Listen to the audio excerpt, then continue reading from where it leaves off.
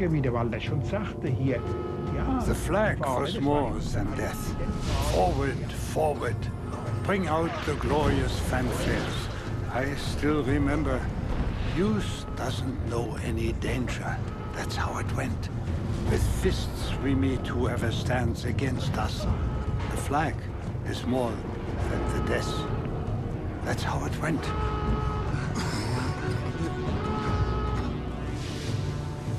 I'd never met an Englishman, but I hated them. It was a long time until the hate went away. We were so fanatic back then. But then you'll also ask yourself, why did it have to happen in the first place? So today, former enemies are now friends. So couldn't we have been friends back then as well?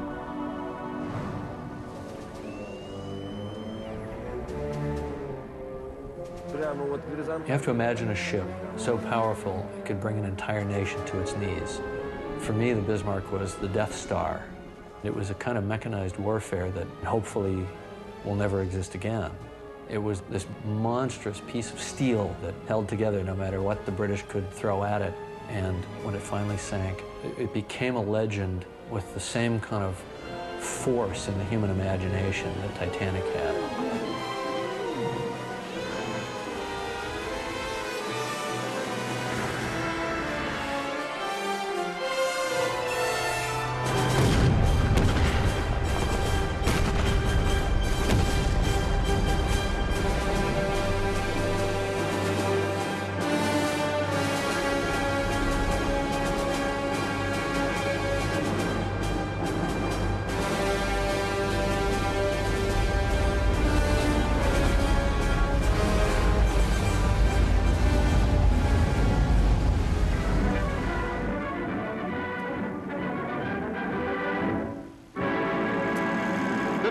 Considered by most naval experts to be the most perfectly equipped fighting ship in the world, was spotted leaving the Norwegian port of Bergen for the high seas.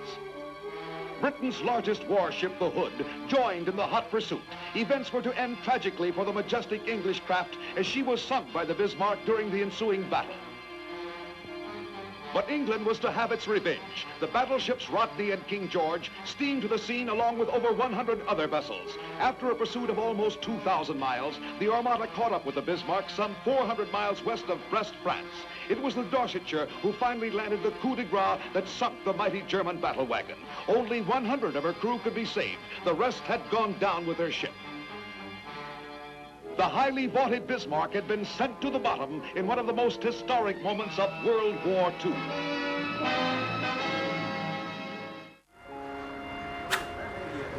On the 60th anniversary of Bismarck's sinking, a handful of survivors come together to remember the past. This year, in an extraordinary gesture, they have also invited the men from the English ships who sank them. That was my station up there. Yeah, right, yeah. On the King George V. Once they met as enemies. Now, 6 decades later, they meet as friends. Cool. It's what a really nice time to. You know, the amazing thing is, you know, here are these guys that are like 78, 79, 80. One of them is 84.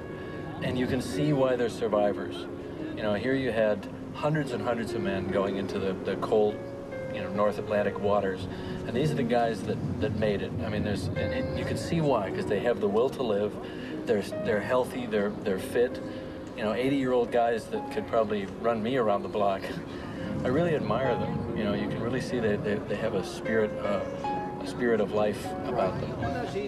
Hey, you? Handsome devil. And he was an officer. Yeah. And I saw every shell coming towards us. You can actually see them in the air? Oh, yeah. Really? And we saw all ours going towards the Bismarck. I wasn't aware of that. You can actually see the shell in the air. Where I was. Yeah. I think, you know, we're obviously talking to the ones that want to be interviewed and the ones that can talk about it. So they've made their peace with it, or they feel that the need to have people remember what happened is greater than whatever their pain might be in going back to that place in their lives and in their memory.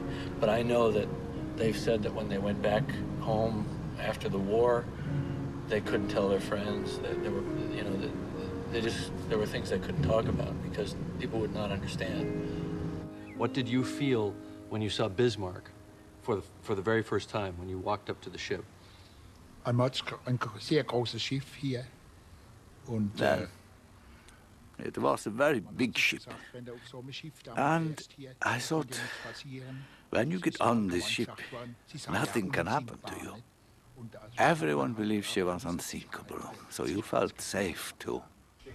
Der Eindruck war ein gewaltiger, man sieht ein gewaltiges Schiff. Das modernste overwhelming. The size of the ship, as you can see here, was amazing. The most modern ship of its time.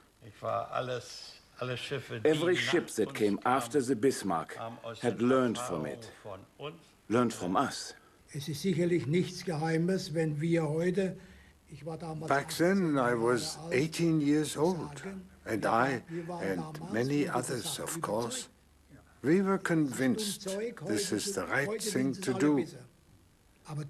Now, well, everyone knows better.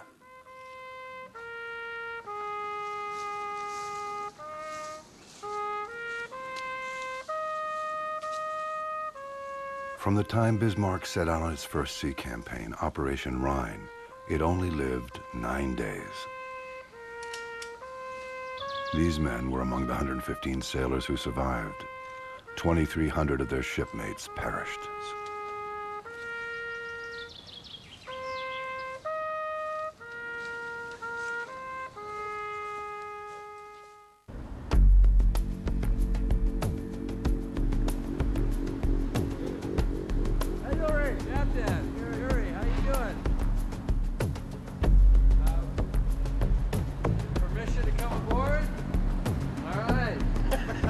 Jim Cameron arrives in Germany with a crew of 32 technicians, scientists, historians, and Bismarck survivors to meet the Russian oceanographic ship, the academic Keldysh. Very warm. Among the 90-member Russian crew are many old friends from Cameron's 2 prior expeditions. Hi, Olga. How you doing? Good to see you. Mir's okay? It has taken a year for the expedition team to prepare for the technical challenges of exploring the Bismarck. I enjoy this. To me, it's an alternative to making movies, which is as technically challenging as emotionally challenging. And it's something that I can use my skills as a filmmaker, but it's not just about the filmmaking. It's about creating the technology. It's about the personal challenge of actually going into this hostile environment, doing things right, doing things safely, and coming back with results. You know, and I find that very exciting. Hello, Walter. Hello, Carl. Here we are.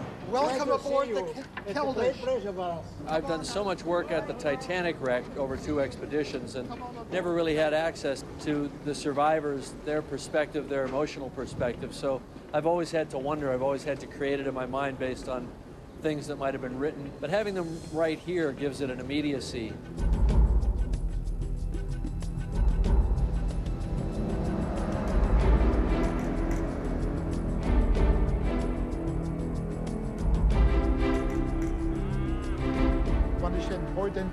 It's a real pleasure to drive down this beautiful canal with the green scenery on both sides of us. And it reminds me of when I went through the canal. I went through it twice during that period. When Bismarck first became operational, she set out for the North Sea through the Kiel Canal to begin her sea trials. 6 decades later, Keldysh retraces the same path.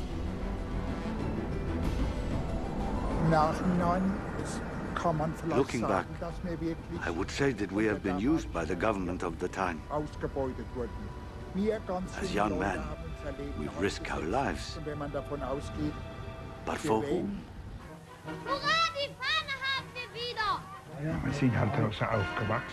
that's how we grew up. I was born in 1923. When Hitler came to power, I was 10.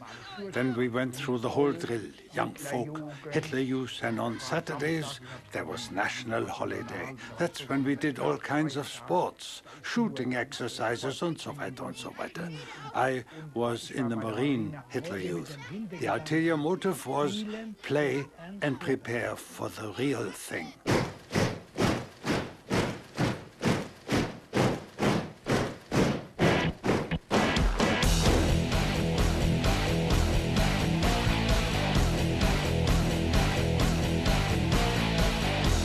Today, Adolf Hitler is an icon of evil.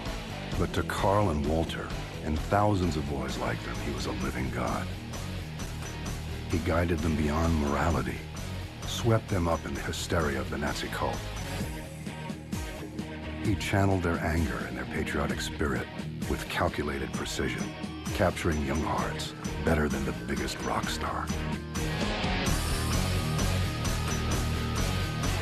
They felt strong, proud, a part of something great and immortal. Nothing could touch them. Thoughts of death, either their own or the murders they were being sent out to commit, were drowned out by the roar of the Sieg Heil. Sieg Heil!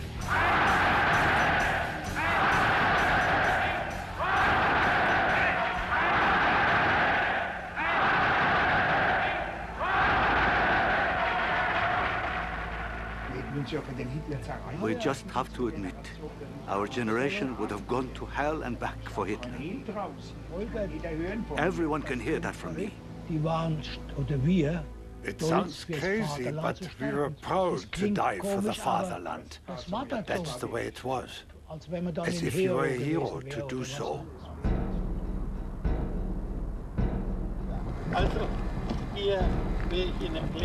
What you see here is where the Bismarck was built.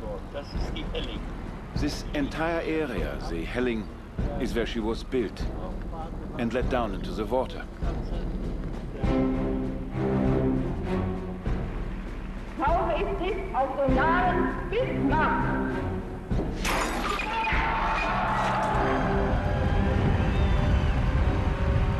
Bismarck was built in secret in Hamburg and launched in 1939. It was the embodiment of Hitler's vast ego in a cathedral of steel. It was the ultimate killing machine, the Death Star of its time. At 830 feet, it was almost as long as the Titanic, but it was 30 feet wider and so heavily armored, it weighed almost twice as much. Despite its mass, it could make 32 knots, driven by engines generating 150,000 horsepower. Each barrel of its 15-inch guns weighed 250,000 pounds. They could destroy a ship over 15 miles away. The side armor was an advanced formula Krupp steel, 13 inches thick, designed to resist the fury of torpedoes and the largest caliber shells. On this side, you will still find armor plates from the Bismarck.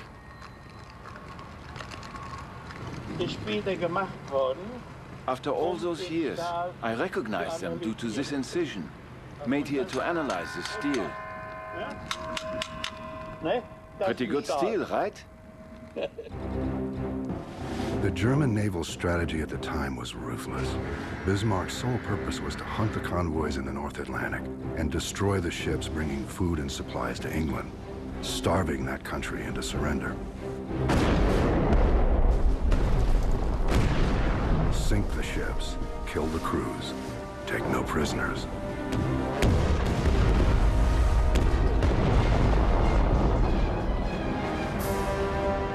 Fast, deadly, and virtually invulnerable, Bismarck was a fierce predator. It had to be stopped before it could reach the open Atlantic and begin its reign of terror.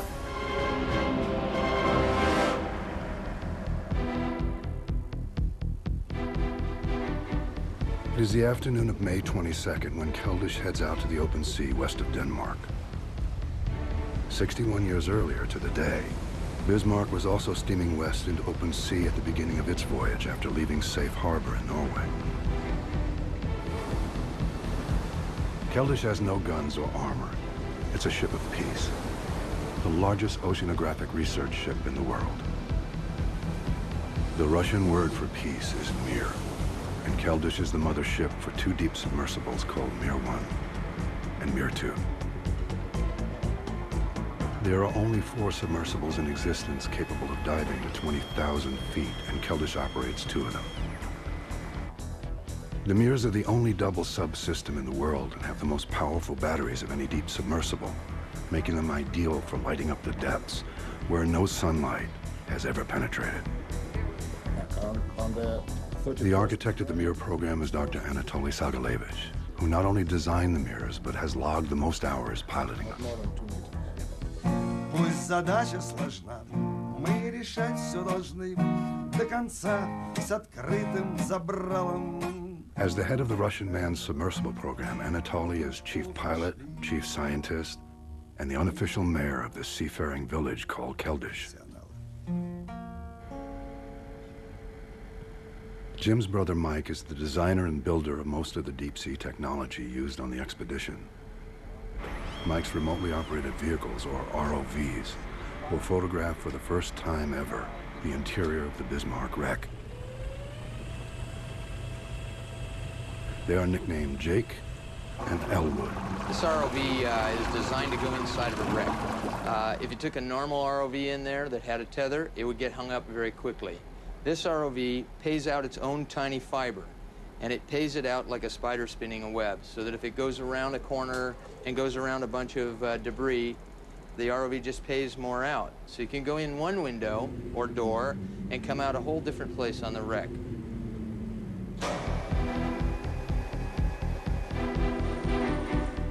It has taken Mike and his team 3 years to develop this ROV technology. Try to think of every single scenario possible of how the ROV was going to travel through the wreck and what was required. So we tried to package everything into as small a package as possible. The design is so cutting edge that no off-the-shelf components could be used. Every part was designed and built from scratch.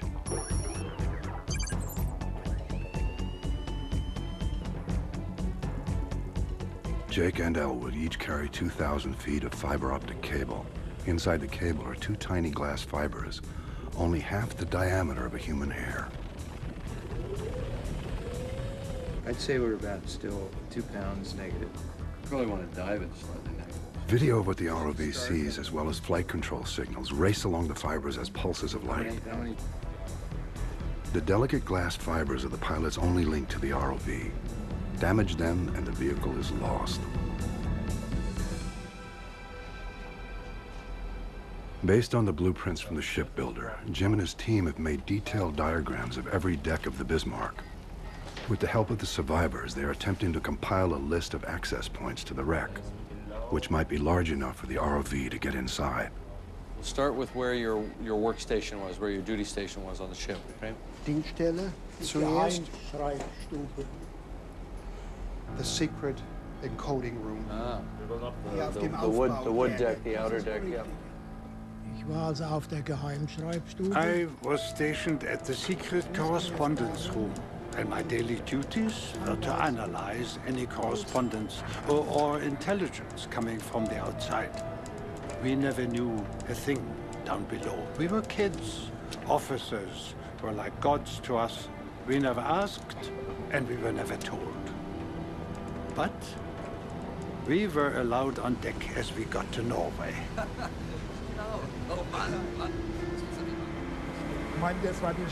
My duty station was the writing room. Basic correspondence between stations with naval headquarters and the commanders-in-chief, where we would go, when we would leave, basic mail, etc. The adjutant's chamber was right next door, and he would dictate orders and other information to process. For example, when Hitler came on board on May 5th, his adjutant, Puttkammer, I believe, would be in correspondence with me, telling me when and where Hitler would come on board.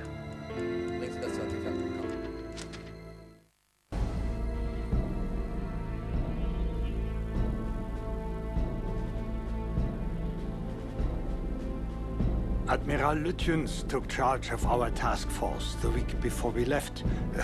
We hated Lütjens. Lindemann was a nice captain. We all liked him. But the atmosphere really changed when Lütjens came on board.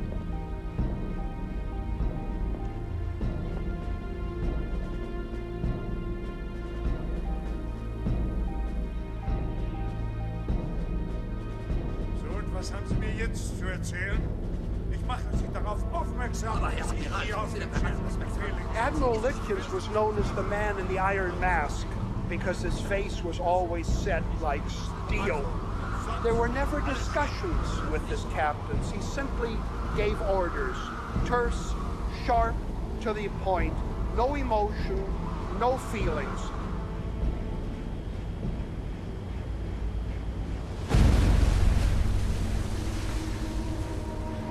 Now, I'm the Bismarck on the 24th of May, 1941, and I'm coming out of the Denmark Strait with the heavy cruiser Prinz Eugen ahead.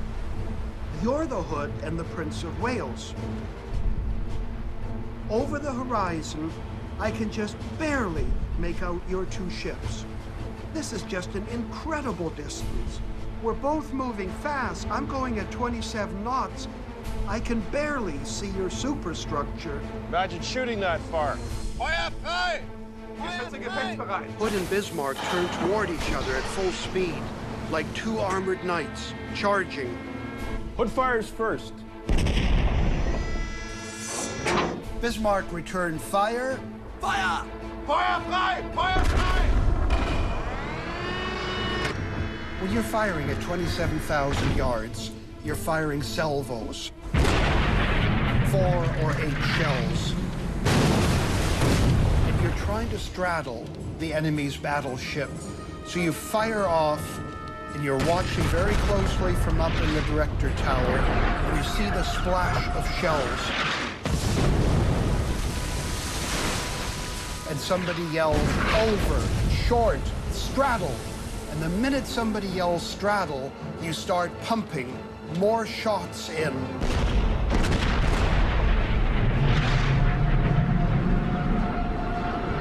On the bridge, they can only count the seconds as the shells fly. And you simply keep pumping in shells all around him, straddling him, still some short, some long, and then finally, the fatal hit. Hit!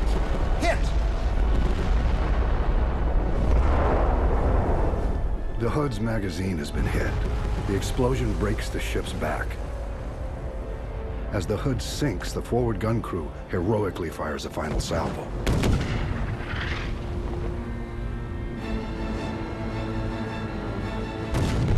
The Prince of Wales was seriously damaged and must retreat after firing one last salvo.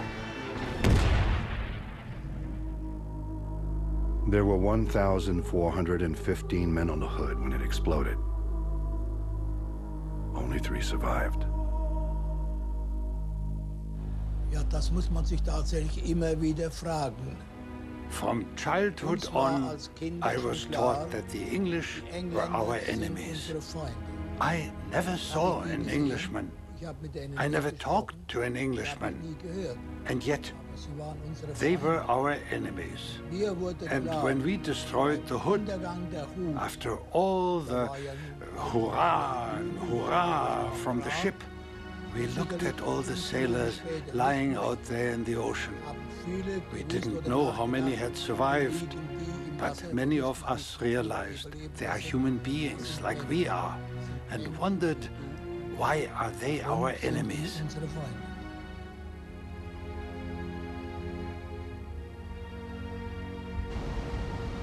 Walter and Carl have awoken before dawn to stand and honor the men of the HMS Hood who died at this moment 61 years ago. On that other morning, Carl, Walter, and the rest of the crew felt only the thrill of victory. They had vanquished the mighty Hood and bloodied the Prince of Wales.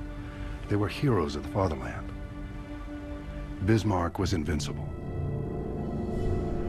In England, the news of Hood's sinking was devastating.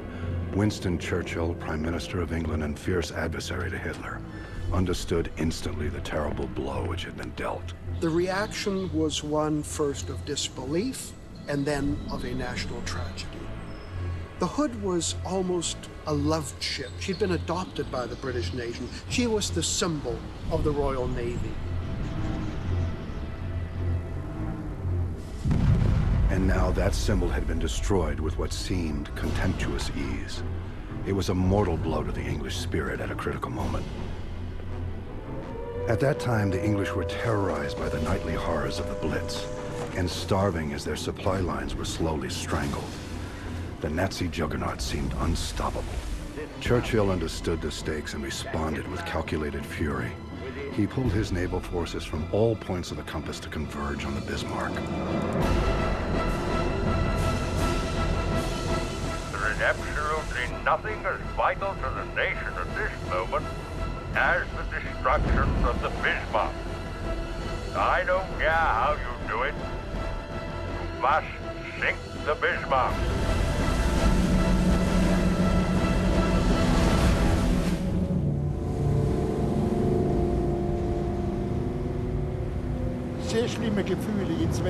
I am getting very strong feelings. The memories are coming back the closer we get. And I can feel it in my stomach. Quite upsetting. 6 decades apart, Bismarck and Keltish are boring in on the same spot in the ocean, on the same date, and in virtually identical storm conditions. It is an eerie convergence. Bismarck pounded on through storm seas toward the coast of France and safety. The British forces were too far away to stop her. To Carl and Walter, it seemed they were home free. We still had the hope we could make it. At least that was the case with me. But fate proved fickle. Desperate to slow the juggernaut, the British launched a near-suicidal attack through the storm with biplane torpedo bombers. Incredibly, a single torpedo made a lucky hit on the rudder, crippling the ship so that it could only turn circles. The British wolf pack closed in for the kill. I heard in the radio room about how many ships were coming. More and more fleets were closing in, and that we were getting circled in. After that, the last ray of hope was gone. On Keltish, there's a different sense of anticipation building as they approach the wreck site, now only hours away. The RV comes in there. The expedition crew burns the midnight oil, preparing for the first dive.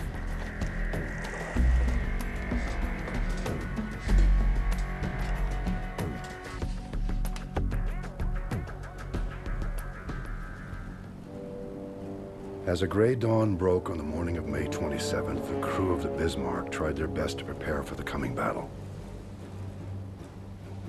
At 8:47, Admiral John Tovey, commanding the British forces, ordered his battleships, Rodney and King George V, to open fire.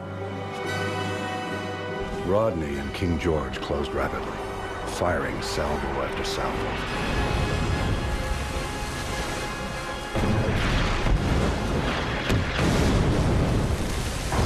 The cruisers Suffolk, Norfolk, and Sheffield soon joined in the attack. Shells tore through Bismarck's superstructure and its crew.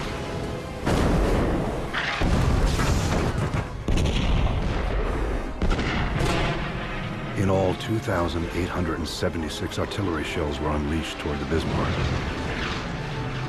The merciless pounding lasted for an hour and a half, leaving Bismarck a burning hulk. But still, it refused to sink. In frustration, Admiral Tovey ordered the cruiser Dorsetshire to fire its torpedoes. They claimed 3 hits. 5 minutes later, at 10:40 a.m., Bismarck capsized and plunged into the abyss. May 27th, 10:40 a.m., they have reached the site of the sinking. In an unsettling parallel, the Keltish arrives on the exact spot, 61 years later, almost to the minute. For Carl and Walter, the present collides with the past. On that other gray morning, thousands of their shipmates plunged into the depths and lie entombed now beneath them. Im Namen der Kameradschaft Schlachtschiff Bismarck. We, the survivors of the gruesome naval battle in May of 1941, on this day especially want to remember all those who died in this very spot on that tragic day. On this day, we wish to place a crown upon your heads, the crested crown of the forever moving sea. Peace on earth for all time and everywhere. Never again war.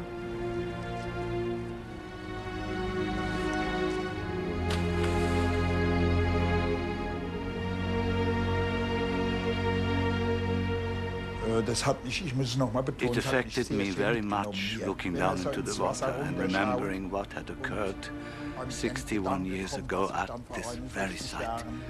Struggling for my life and to realize that I belong to the very few lucky ones that have survived this catastrophe.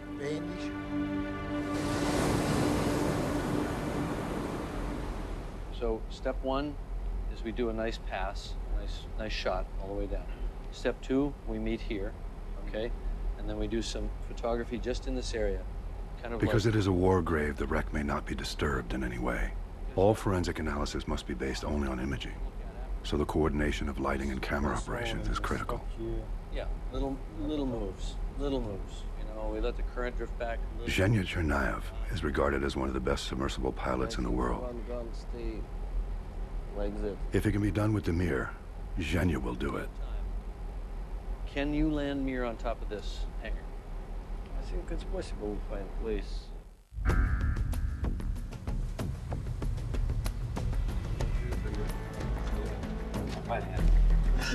Good morning.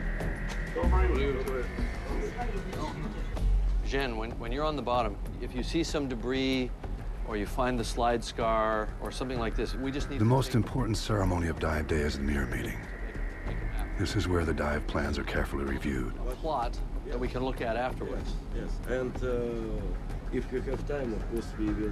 By Russian tradition, every diver must sign Lydia's book before entering the Mir. When you see Lydia with the book, you know the dive is on. Okay? Okay, дякую. Поехали.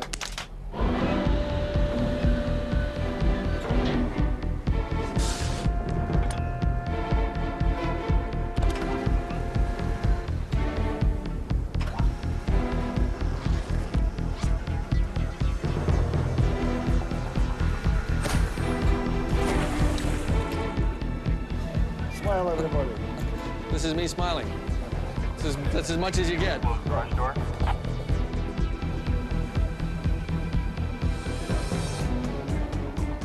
There's always the little thing you didn't think of.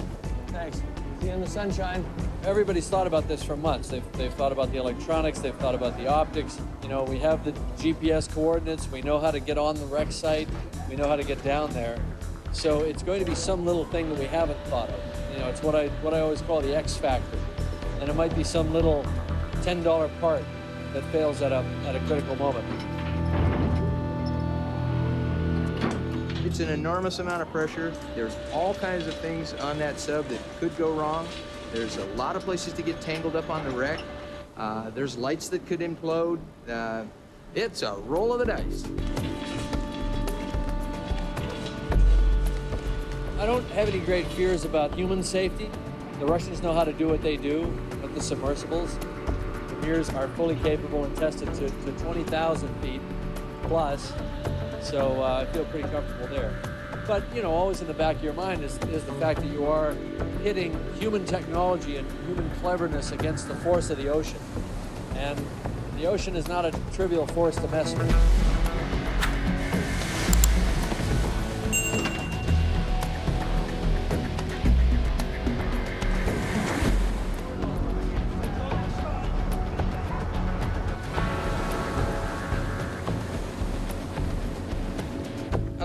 There's no place I'd rather be. That's a whole lot for me like it being in a helicopter. I love flying helicopters, so this is a lot like that. It's got some risk, You got to be precise. You got to know what you're doing. It's a pretty scary place we've been. I mean, 15,700 feet deep.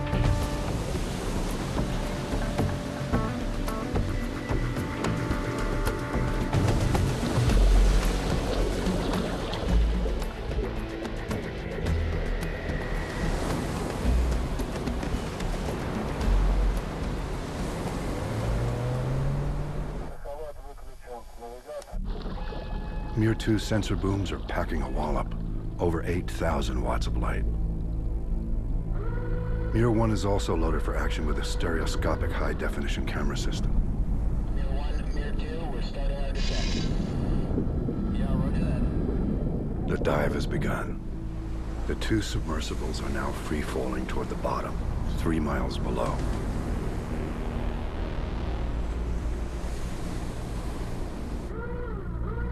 The camera housing, also built by Mike, is the largest implodable volume ever attached to a manned submersible. Any flaw in the design could cause it to implode under the pressure. The effect would be like a depth charge, creating a shock wave that would rupture the sub's hull and kill everyone inside instantly. Okay, we're on the clock on all recorders. Okay, timer is started. All 4 tapes are running. This is a triple check throughout the dive. Triple check. Yep. Throughout the long fall, the pressure mounts relentlessly. It will reach 7,000 pounds per square inch. Nestled within the submersible structure is the manosphere. This steel bubble resists the force of the 3-mile column of water above it. The total pressure on its surface will be 155 million pounds. Within the first 500 feet, all light from the surface is gone. The temperature drops to near freezing. Inside, the walls trickle with condensation.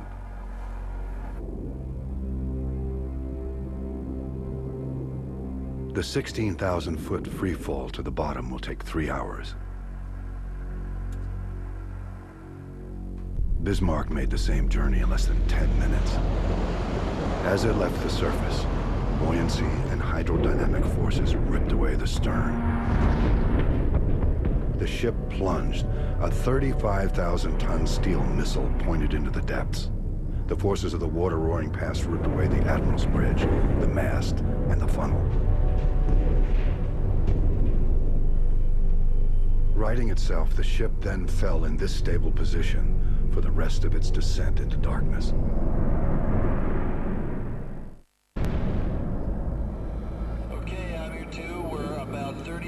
Off the bottom. That's the floor. You see the bottom? 20 meters. I see the bottom. Yeah. Yep, just coming into view.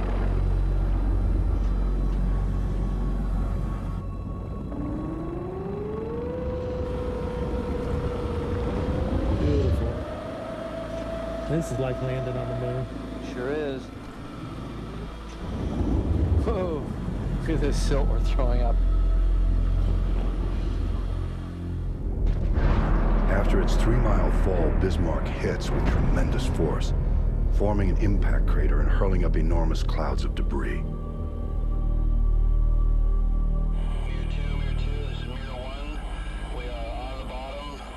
Depth 4820 meters. Я Мир 1. Глубина 4522.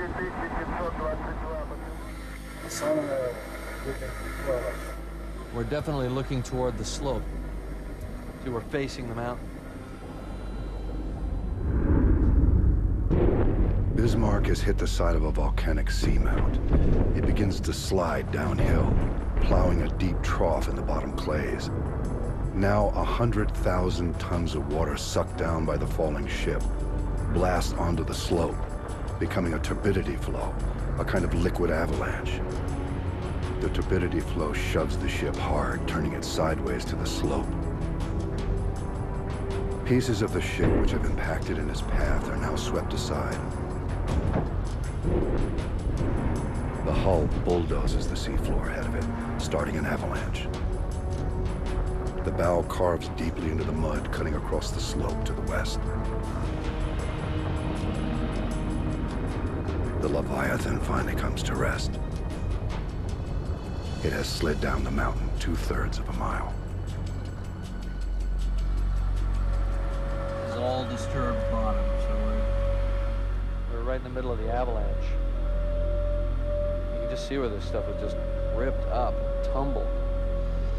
That ship just came roaring through here. We may be actually in the slide scar. You can see the shape of it on the sonar on the right. This looks like the slide scar to me. Man, look how deep this thing is.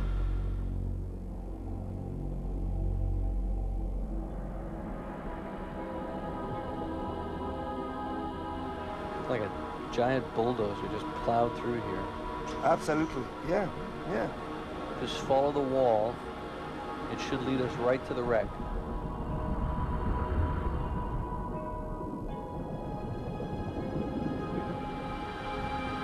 Yep. Starting to see some debris. I see. Boots. Where do you see the boot? Boots on the left, yes. Oh, yeah, I can see it now. Just one boot? Yes. It's an officer's boot, right?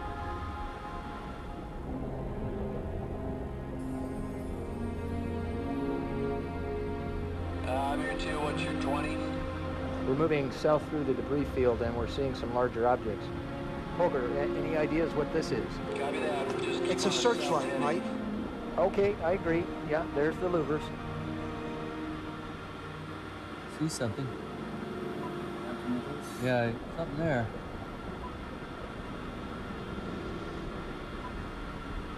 It's big, whatever it is.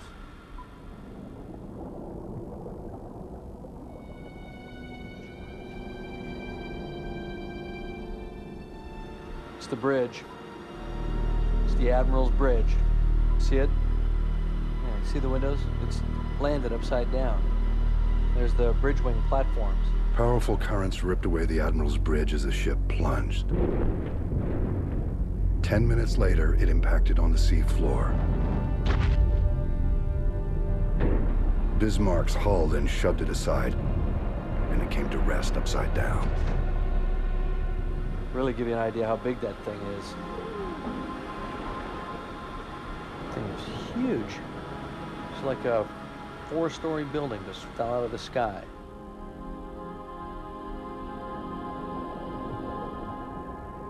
Admiral Lutyens would have stood right there, right at those windows. Mir 2, this is Mir 1. This is Mir 2, go ahead.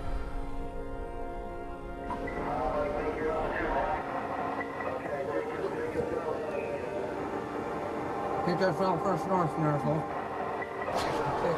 You need to come to our coordinate now. We're at the Admiral's Bridge. We need to proceed to the wreck.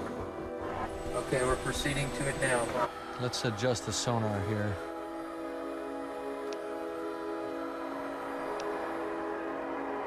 I see. Oh yeah, there it is. I see Bismarck. There. This is the bow. Yes, it's the bow. Oh, Jim, we think we're coming in on the starboard side, over. And here it comes in the side. There it is. See it, Mike? Yeah, yeah, there it is.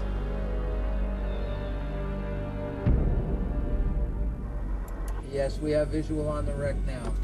Whoa! Oh my God! Welcome to Bismarck.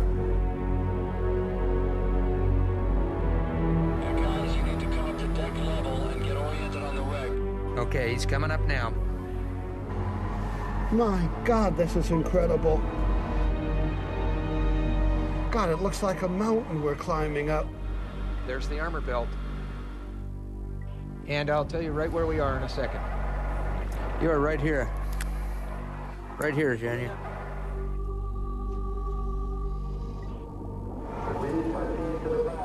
Proceeding to the bow now, Jim.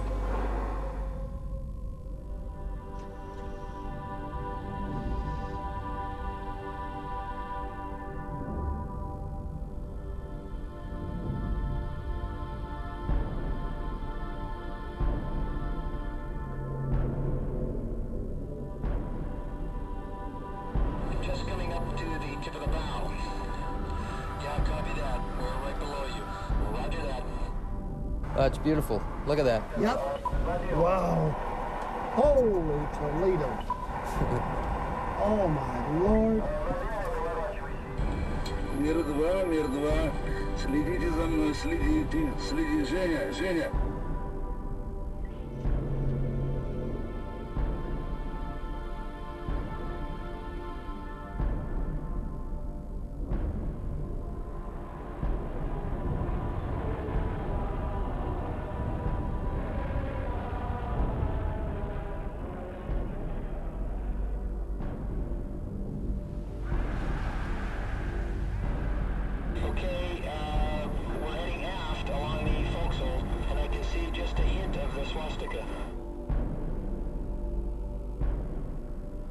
Just coming up on the port capstan right now.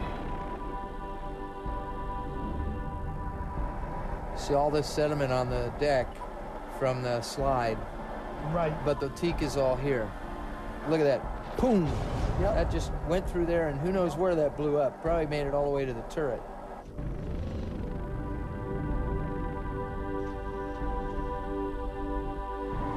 There's that huge barbette. Yeah, that's Anton.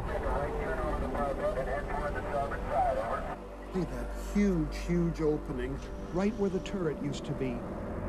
These gaping 5-story shafts are barbettes, the armored mounts for Bismarck's 4 massive 15-inch gun turrets. The turrets were held in place only by gravity, so when the ship capsized, they slid out and plummeted to the bottom.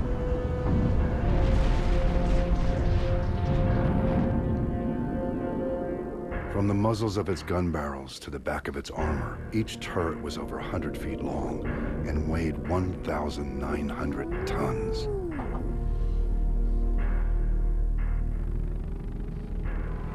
There's an anti-aircraft gun. The railings, it just looks intact. Okay, Mir 2, the next move is to come up to the captain's bridge, over. Come up, Jenny. Coming up. But does this glass magnify or not? Yes, slightly. Slightly. Yeah, there is a magnification. It is just humongous.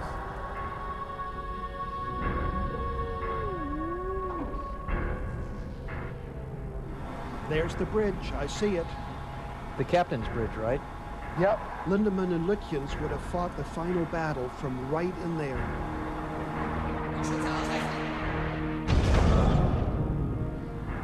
This shell damage, look.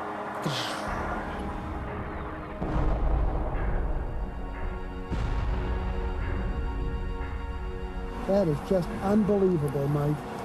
I told you. I cannot believe it. It's hard not to be excited.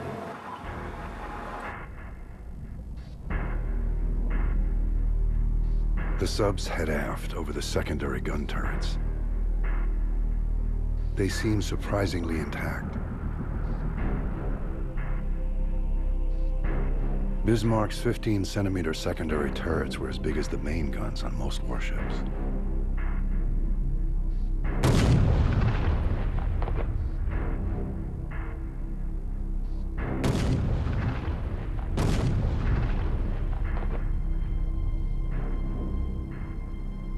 Even in her silent grave, Bismarck still seems lethal, with her guns aimed, ready to engage an enemy which will never come.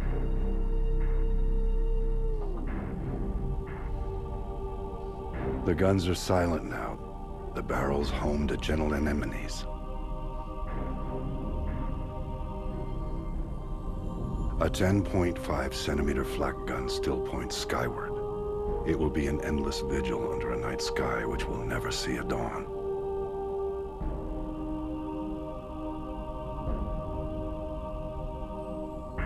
Proceed aft to the hangar area.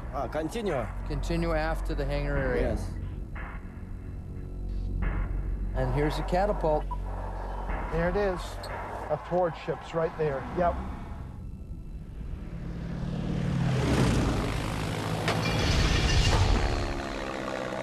Bismarck had 4 Arado 196 seaplanes, which were launched from its catapult amidships.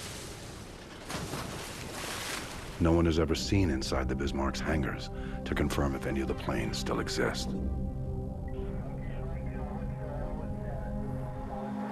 Okay, we're just about to open the door here. Okay, now open. Okay, I'm coming out.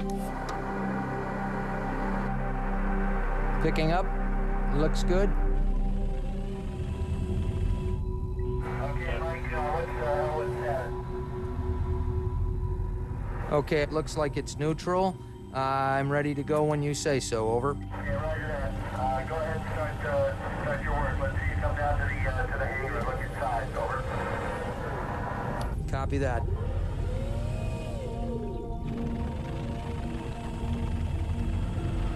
Yep, looking good. We have a good visual on you. Despite almost 4 tons of pressure per square inch, Mike's bot is functioning perfectly. Now it's time to do what they came here for. Entering the hangar now.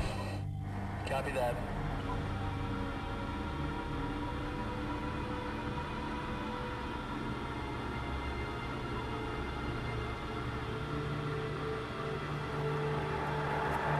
Локатор и холод тоже выключай.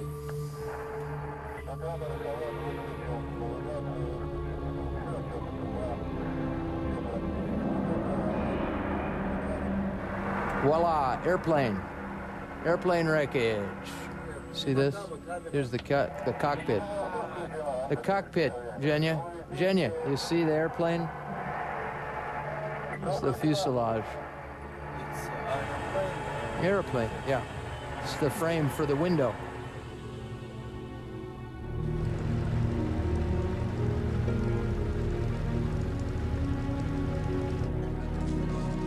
That last night, the captain wanted to get as much information and reports back to land as possible.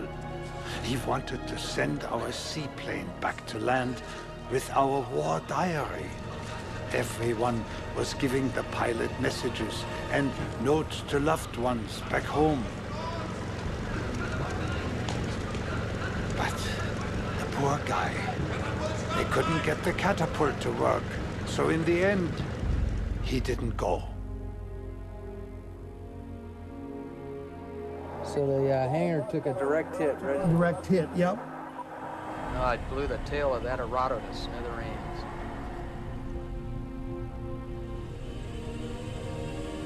It's an out-of-body experience, absolutely. It's like you become the bot, and you forget where you are. You see the sub, and you say, there's Mir 2 over there. But wait a minute, I'm in Mir 2. After 9 hours on the bottom, the Mir's power is getting low. It's time to make the long climb back to the surface. But first, Elwood needs to make it safely back into the garage.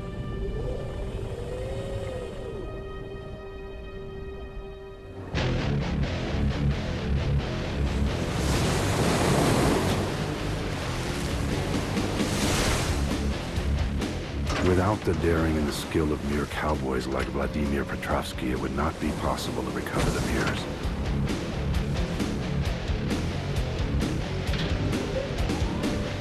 After a rough ride on the surface, the dive crew really appreciates what the cowboys go through to get them safely back on board.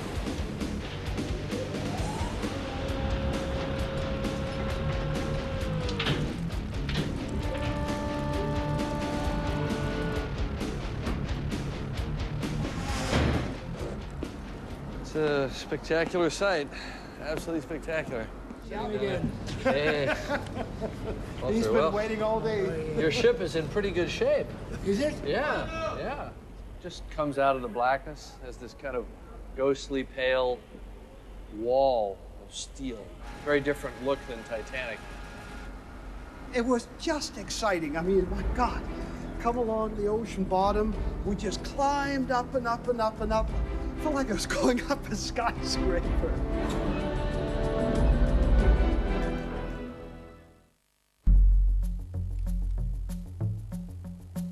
Laurie Johnson is a microbiologist who specializes in the study of microorganisms in extreme environments. It's not just one type of bacteria down there. It's a community or a consortia. So it's a whole bunch of bacteria working in a symbiotic relationship by mining or taking the elements out of the steel, and they're using it to build those icicle-looking structures called rusticles. The rusticles themselves are a living entity. You're landing year one, right over here. You guys are going to land. Laurie prepares for her dive to place rusticle growth experiments at the wreck. She will become the second woman ever to dive below 15,000 feet.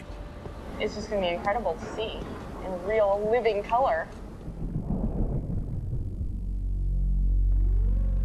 Yeah, we're very close to something, Toya. Do you see this thing, Toya? What do you, can you see what it is? Hey, Mike, what do you think this thing is? What else would be a round structure with various levels other than the core trunk of the turret? Yeah, this is the tower of a gun turret. You know, big main turret has this long tower underneath.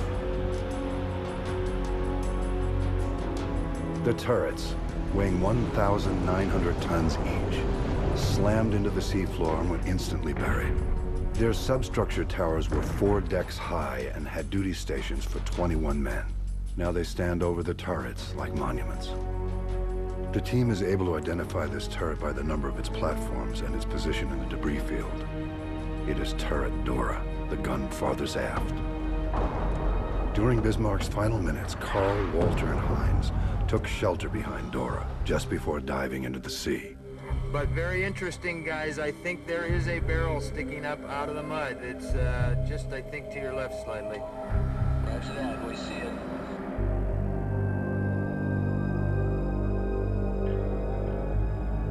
Mir 2 lands midships next to the starboard catapult track to deploy Elwood for a more ambitious exploration of the wreck. Okay, come on out. Okay, I'm coming out. I got fiber out.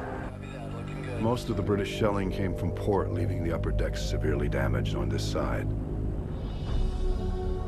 There's heavy rustical growth where fire stripped away the paint, indicating that this part of the ship was a raging inferno during the final battle. Battle damage. Tell them it's really badly blown apart. The alley is blown apart. Lots of wires and battle damage, over. Can you guys continue to starboard and image this gun, which I think is S3, over? Roger that. We're moving forward now. We're coming in on what looks like a shell hit. All the secondary turrets have 1 or more entry holes from medium caliber rounds, 6 or 8 inch shells which punch through the armor to detonate inside, killing the gun crews instantly. So here's the barbette for turret Dora. The tower underneath the turret out in the debris field, it went in here.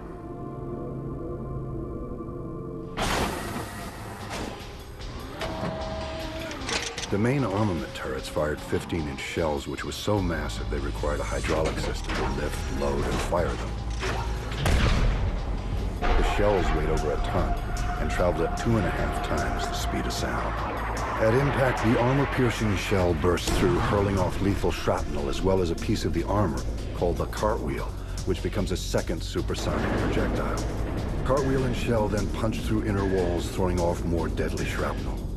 After a delay of 1/100th of a second, the shell explodes, deep inside the ship to kill the maximum number of people.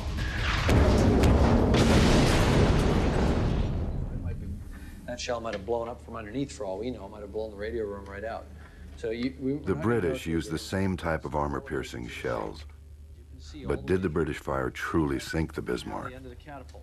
By analyzing the battle damage, Mike and Jim hope to resolve a 6-decade-old controversy. You go all the way across the ship.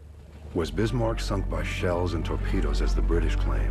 It was the Dorsetshire who finally landed the coup de grace that sunk the mighty German battle wagon. Or was she scuttled by her own crew, as the German survivors have always said? Just as if we blew up the ship. There were orders to set charges and blow up the ship. Each side has its own reasons to claim the final sinking. The British because of what happened to the Hood. And the Germans who want to believe that they had some control over their own fate in those final hours. Only a systematic damage survey from end to end, inside and out, can resolve the debate. I want to do a complete scan of the hull all the way around, down here, to map all the holes and all the damage. Mir 1 free falls toward Bismarck's impact crater, 2/3 of a mile upslope from the main wreck. Yeah, I see something. Yeah, something interesting. Something very interesting. We should be careful here. Yeah. I think this is crater. Jim, We're in. Oh. This is a little dangerous. Yeah, you need to come up. We're on top of something. This is part of the ship. I can go to this. You need to come up, Anatoly. Come up. Come up. You're landing on something. Go up. Go up. Go up. Go up. Don't back up. You don't know what's behind you. You have to come up. You have to come up. Yeah, very heavy.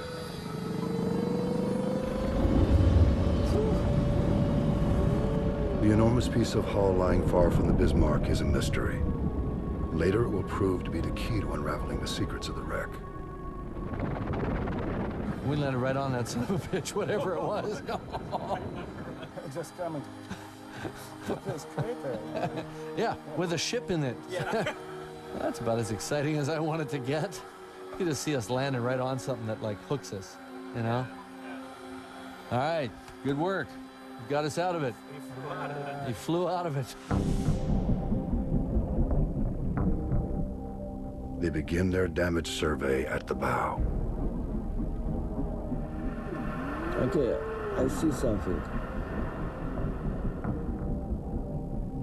They identify a historically important shell hit. As the Hood was sinking, the Prince of Wales was wounded and under heavy bombardment.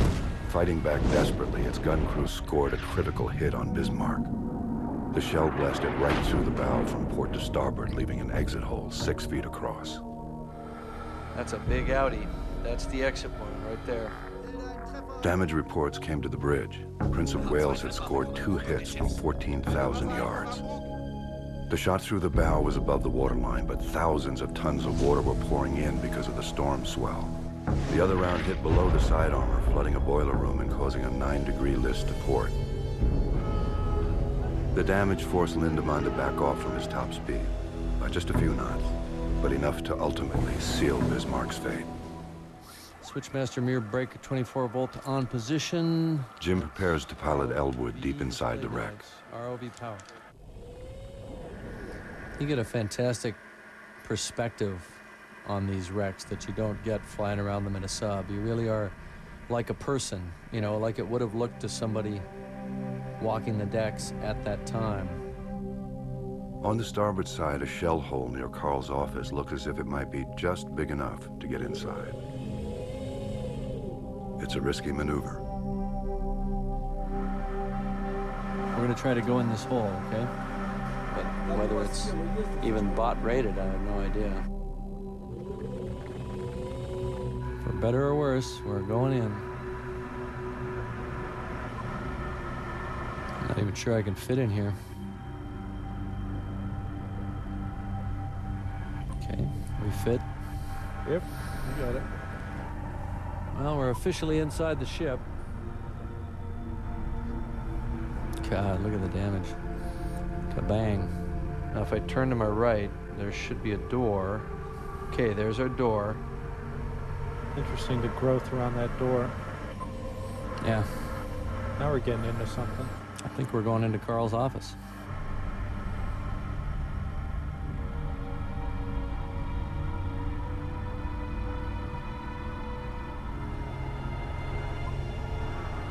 This should be Carl's office. This is where he worked. This is right next to the adjutant's office. This is Carl's duty station. Check it out. You see the chair?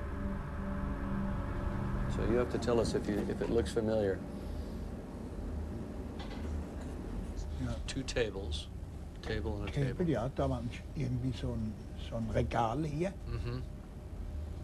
Or some kind of a bookcase, shelving there. This looks like shelving here. Yeah.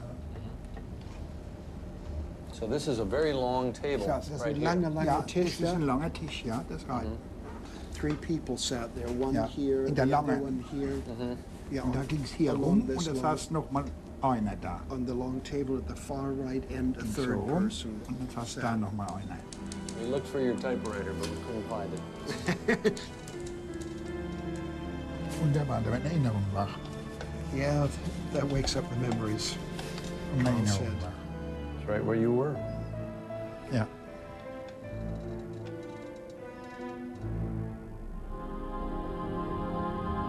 One startling feature of the wreck is the missing stern. The last 50 feet of the ship are simply gone. Though the core of the ship was armored, the stern was not, and the thin steel tore away as if chopped by a guillotine. We're looking at the aft bulkhead, armored bulkhead, the whole stern sheared off. If the ship was intact, we'd be sitting inside the ship right now. There's the afterdeck up there. What's interesting is how all this teak decking failed. It must have been extremely violent. It couldn't have ripped upward. It must have snapped them over that edge, which would be consistent with having inverted, then a buoyant failure where it broke off that direction. That's the swastika. That's right where Hitler walked when he inspected the ship. We're sitting on the swastika right now. This is creeping me out. Okay, there's the propeller, the starboard propeller. Beneath the severed stern, the dive team searches for evidence of the famous attack by swordfish torpedo bombers. Slowed by the earlier hits from the Prince of Wales, Bismarck was just barely in range of the rickety biplanes. One of their torpedoes brought about her doom. But no one has ever actually seen the damage. There's the rudder. Looks like the rudder got stuffed into the propeller. All right, that's the center screw, and that's the rudder. Look, and they're stuffed into each other. And the center screw is all wanged up, which would, you know, pretty strongly indicate it was turning when it happened. What is that? Is that a hole? That is for sure a hole. All right, so there's a big stinking hole right above the rudder. Okay, so that's our torpedo hole for sure. Yeah, let's get up in there. Mike will kill me for this, but yeah, we're well inside the steering gear room now. We're looking right at the aft bulkhead right now. They have found the hole made by a single torpedo, which changed history. They know how desperate this mission is. We have to remember that many of these men have never flown a swordfish before, and if they have, they certainly never flew it in combat. In the oncoming darkness and with the bad weather, it takes them almost 2 hours to find the Bismarck. When they do, they swarm around her, attacking from port, attacking from starboard, but without any regard for their own safety. They're up against a ship that put up a withering curtain of anti-aircraft fire. And they're flying old and slow aircraft, but they are desperate to hit her. And time after time, they bear in just over the sea, pulling up just above her decks, driving into the anti-aircraft fire, trying to hide in the cloud, doing everything they can to try to bring their torpedoes to bear on her side. It's a courageous attack, one of the most courageous charges of the war. They launch torpedo after torpedo, but Bismarck evades them all, except one. Incredibly, a single torpedo makes a 1 in 1,000 hit on the starboard rudder, crippling the ship so that it can only turn in circles. The Achilles heel has been found. Desperately, the crew attempts to make repairs, but the storm seas swell in through the torpedo hole, driving them back. They never even knew the full extent of the damage. Okay, we're looking right down out of the hole. So if I just drop down, I should come right out.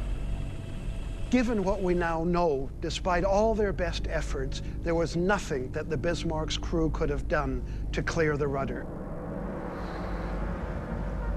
Lutyens fired off a terse radio message to Naval Command. Ship unable to maneuver, we will fight to the last shell. Long live the Fuhrer. The suddenness and finality of the signal stunned the fleet staff and the radio man on board. Word spread among the crew. Hope turned to despair. In the early morning hours, Captain Lindemann announced that they could help themselves to anything they wanted from the ship's stores. His words were like a death sentence. As the hours ticked away until dawn, the men prepared themselves for their final battle.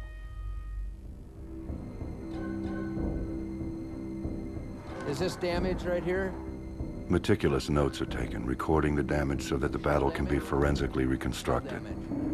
Shell damage on its port side. They find hundreds of shell splashes, telltale marks where incoming rounds exploded against the armor, but failed to penetrate. The splashes tell the story of the massive barrage which rained down on Bismarck during its final battle. Just after dawn, the British Armada moves in for the kill. Admiral Tovey opens up fire on the Bismarck at about 27,000 yards, and he constantly closes the distance to her until... The prime target for the British gun crews was the bridge.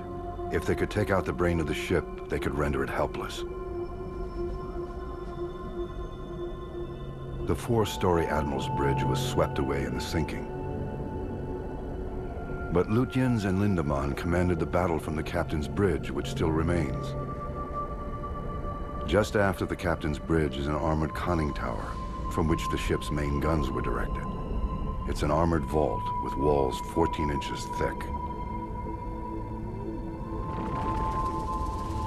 Approaching from the starboard side, the subcrew is surprised to find the bridge and conning tower almost intact. Well, this thing sure got scarred up, but it doesn't look like it got blown open. It looks like they didn't crack that clamshell. That's a hell of a door. That is a good door. But as they come around to port, that illusion is shattered.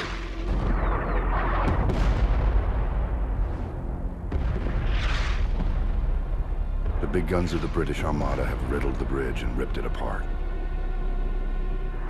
Okay, it's working. Good. Door's down.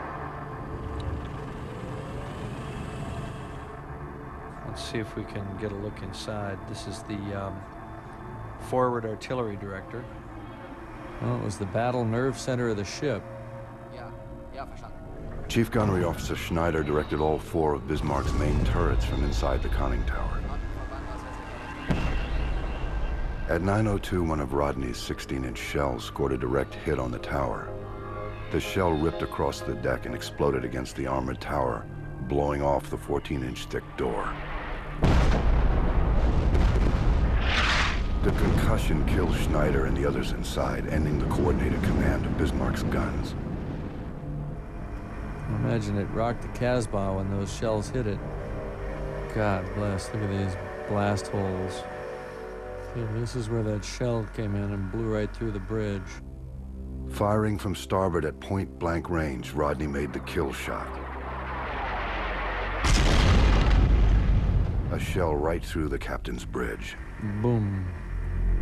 God, it just ripped it open, didn't it? I think it just ripped through there, just peeled it back like some kind of cheese product.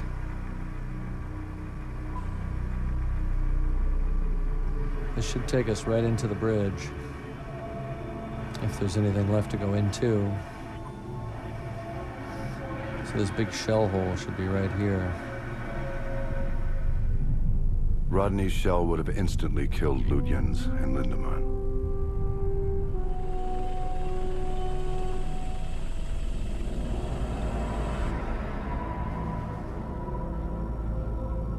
But at least we're seeing paint. Yeah. For a change. Somebody's office. See the desk? See the two desks? Looks like mattress springs. Yeah, this must have been somebody's bunk. Big mess. Big mess. Total shell damage. Jeez. It's just devastated. Just molten almost looking, you know? It's like it just must have raged with fire. All right, let's get out of here.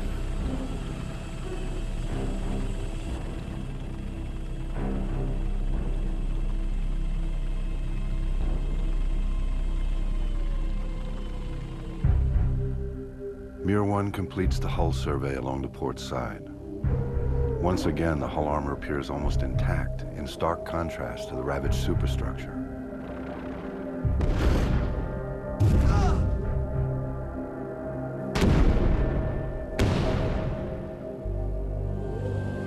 Incredibly, throughout the entire length of the armor belt, on both sides of the ship, only 2 holes were found which penetrated all the way through.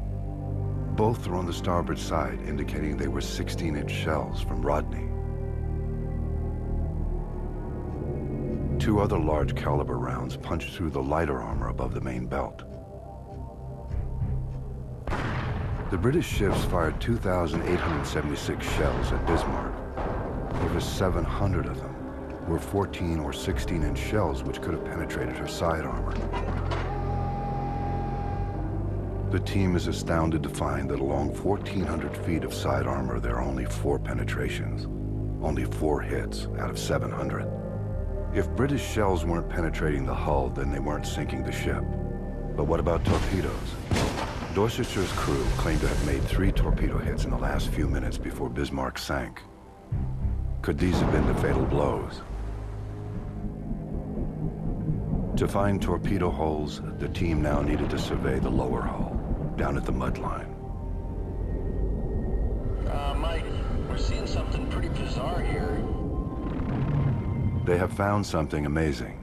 A gaping hole in the side of the ship over 100 feet long, with a surgically straight top edge. Clearly, this is no torpedo hole. But what is it? More of the long holes with the razor-straight top edges are found on both sides of the ship, fore and aft. Incredibly, it turned out that over 40% of the lower hull was completely missing. Instead of answers, the divers have found only more riddles. I'm virtually certain that the piece of red-painted Bismarck hull that we landed on, which was about 80 or 90 feet long, is the same piece that came from the hole, which would lead me to believe that some of the damage that we're seeing is not torpedo damage. It's impact damage. I think the ship comes down, hits that mountainside, bow first, buckles, and then flops down with absolutely enormous force, and the hull literally blows open. Pieces of the hull just go flying off, hundreds of feet long, and then the ship skidded off 1,000 meters down the slope and came to rest. So we may never know what the torpedo damage was. Only a detailed exploration inside the hull using the ROV can provide the answers. When the hull burst, it burst at weak points, and the weak points may have been created by torpedo impacts. So in these long holes, are we seeing that one end of the hole is one torpedo impact and the other end another, maybe? That might be a hole right there. All right, that sure looks like a hole to me. Yeah, so this torpedo got them pretty well. Maybe we can get up into this hole a little bit. And we're going in. All right, we are deep in now. So we are right where the torpedo exploded. And there it is. There's the torpedo bulkhead. It's pretty intact. You can see that it's not dented, it's not perforated, it's not buckled. It's absolutely seamless and perfect all the way down. So you can really see how it resisted the torpedo impacts. These holes would have been fuel tanks, water tanks, and they acted as a buffer zone so that torpedo impacts wouldn't kill people on the inside of the ship. The armored bulkhead was designed to withstand torpedoes, and it did. The thin tank walls were ruptured, but the inner bulkhead is intact. The ship's core has not been penetrated. Without flooding the core, the torpedoes could not have sunk the ship in those few final minutes. The interesting thing is that everything that we've found in this kind of, forensic examination of the ship supports their story and actually accounts for their survival. Admiral Tovey constantly closes the distance to her until finally they're firing almost level shots. Ironically, the point-blank range made the shelling ineffective because of the gun's flat trajectories. Rounds were skipping off the water or unable to penetrate deep enough to hit the lower hull. The shells were riddling the superstructure and decimating the crew, but not striking the armored core, not sinking her, just torturing her. To save themselves from this fury, the crew sank their own ship. With time running out, Karl, Walter, and Heinz knew they would soon have to make their way up into the hellstorm above.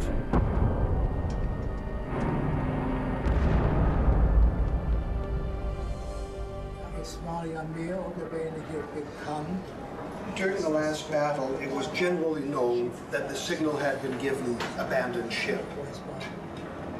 And so, rather than having a special exit route marked out, he simply joined the general pell-mell of people rushing to get out, joined them, and he always kept looking up to see if there was a whole daylight anywhere, and rather than plan an escape route, he simply followed those who were heading up towards light. Das war das letzte Stück, auf einmal sah ich ihr Licht. He said, I walked past the officer's mess, my duty station, and all of a sudden I saw a shaft of light, and up I went. Los, Männer! Es ist ein Weg rausfinden! 200 men are pushing and shoving to get up through the port quarterdeck hatch, including First Officer Earls, who was given the order to abandon ship.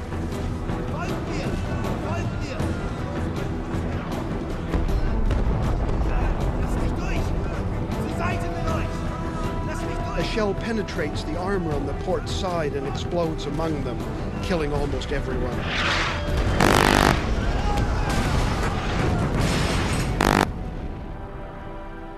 This hull was made by the shell which killed over 200 men in an instant.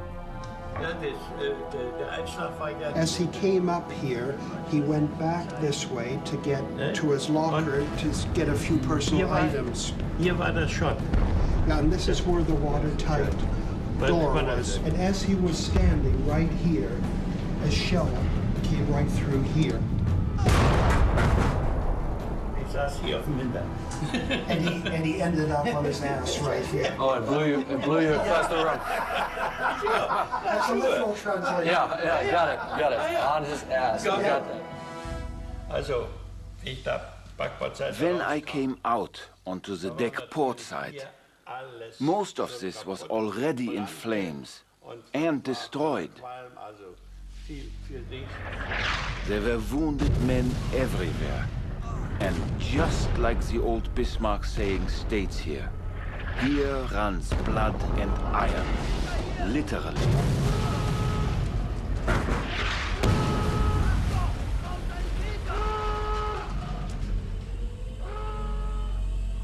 This is exactly the path that Heinz Steg took when he escaped from the ship.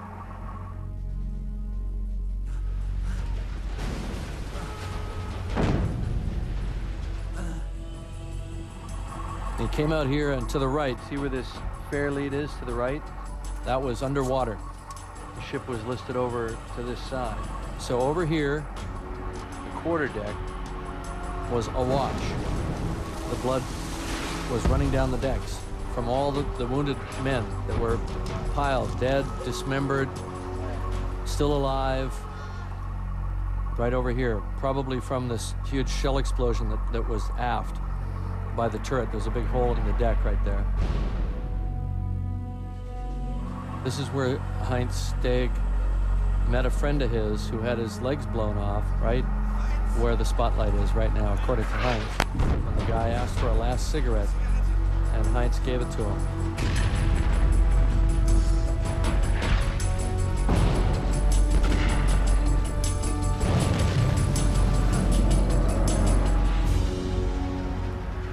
Zunächst, wenn ich rauskam, da hat es sehr böse ausgesehen. Da waren viele Tote rumgelegen.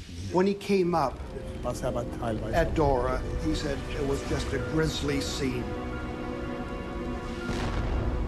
They were dead all around. The deck was red with blood, and by the ship listing, the water was sloshing through the bodies and the blood and sweeping it out again. So he continued towards the stern of the ship, joined a group of about 20 or 25 people, and he remembers that Müllenheim Rechberg was there, and he said, okay, now boys, let's inflate our life vests. And then he said a final Heil to the German people and to the fatherland, but not to Hitler. And then Karl remembers somehow they just slid off the deck and off the port side. Denn jetzt, ich will mich mal ganz simpel ausdrücken, jetzt habe ich erst richtig gemerkt, jetzt geht jetzt an den Kragen. Jetzt bist du dran. Jetzt. He said, at this moment, it just finally hit me. My God, this could be the end. This really could be the end. This is it. Ja. Und dann waren wir im Wasser gewesen. He slid into the water in a group, and he remembers for a little while the group was all around him, and they scattered in all directions, and to him it just looked like corks bobbing up and down on the sea. Alles außen, es war eine starke See gewesen.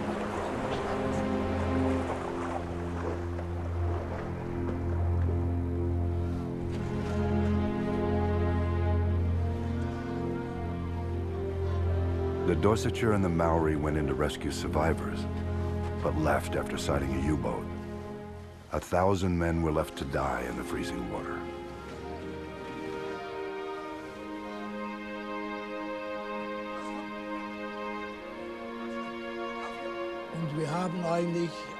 And on board of the Dorsetshire, we became aware that they could be our friends as well, because of the way they treated us on board.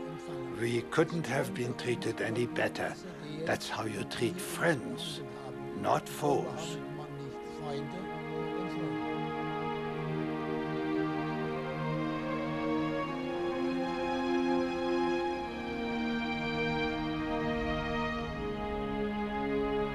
Sometimes you'll see a configuration that corresponds to a body, or you'll see the clothing laid out, you know. But you don't know, this might have just been a boot, or it might have been a guy. There's no way to know, you know, because the remains disappear, only the leather stays.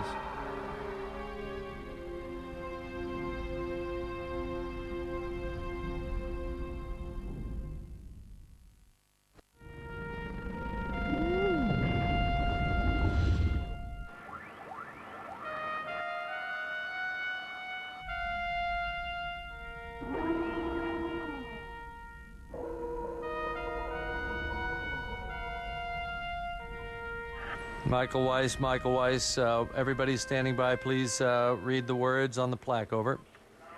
Zum Gedenken den Tausenden von jungen Männern, die hier starben. In memory of the thousands of young men who died here and the thousands who died opposing this mighty ship, this wreck is their monument, and a monument to the madness of war. This is Keldish. We acknowledge and received your transmission. Walter would like to say something in return. Roger that. Wir Glücklichen erinnern uns der Kameraden. We greet those who can no longer be here, who could not make it home again. For 61 years, their home has been the bottom of the ocean. Rest in peace down there.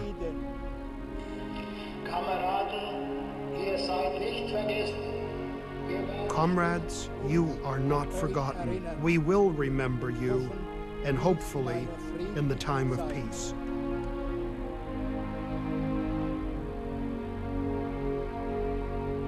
Miradin Edouard, did you receive transmission? Over. Yes, we copied you very well. Thank you for those words, Walter.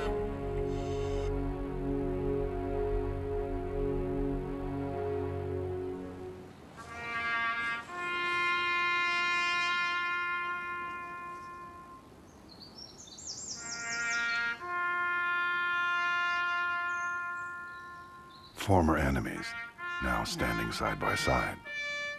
The surviving men of Bismarck, King George, and Dorsetshire pay their respects to the fallen.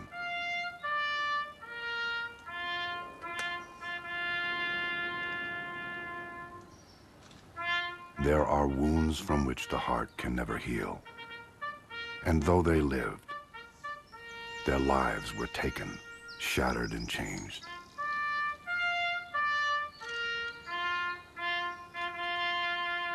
But they see clearly now. If their hard-won wisdom is lost as these old men fade into history, then it is at our peril.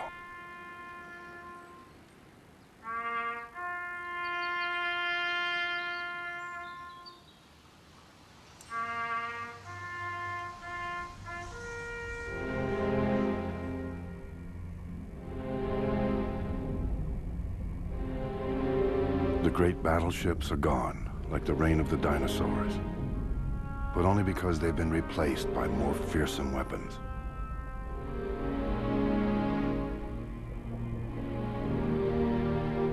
Bismarck stands her post in the underworld, a home now to gentle sea creatures, and an eternal reminder of a time when the world went mad.